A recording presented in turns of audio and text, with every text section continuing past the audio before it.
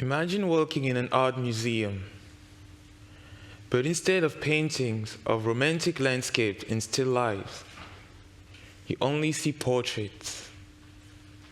Men, women, and children, with no indication as to who they are, where they come from, what they want, or what they need.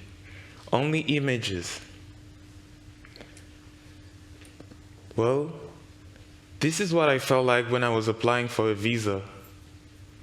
I had to fill out 1,000 forms, provide 1,000 documents, wait in line for hours, just for the immigration officer to ask me every 15 minutes or so, "But why do you need a visa?"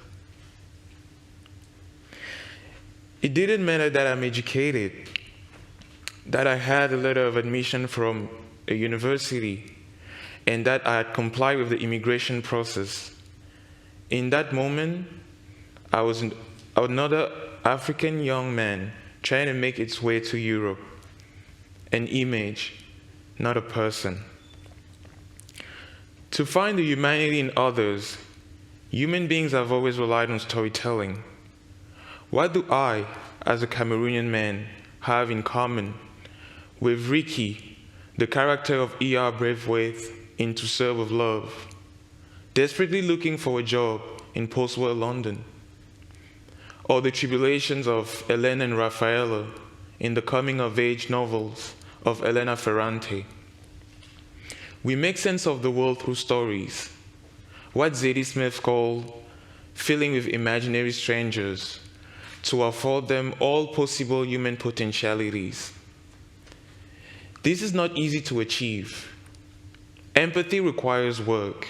It requires looking beyond what the eye can see. Unfortunately, the rise of social media has meant that stories are now curated through an algorithm, a filter.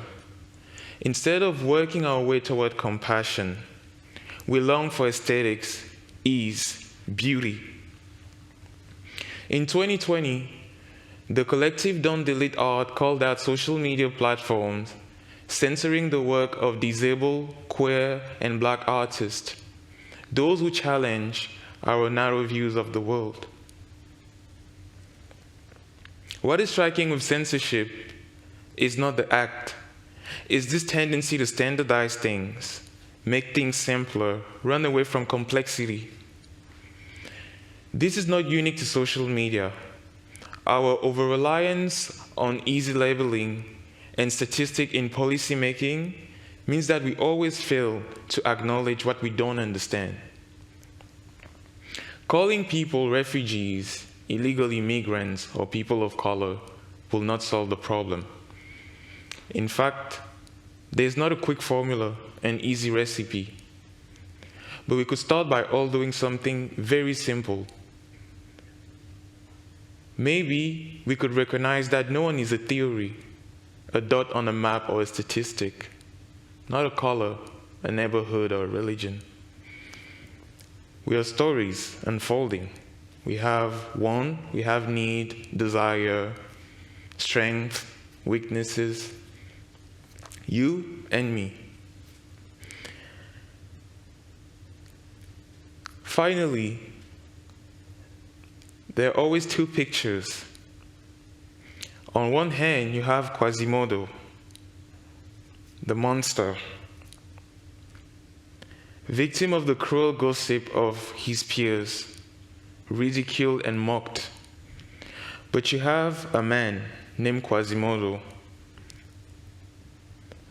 who might be born with a disability and maybe behave differently, but who desperately want to connect with his peers.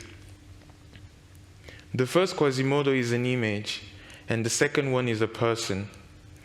I know which one I would like to meet first. Thank you.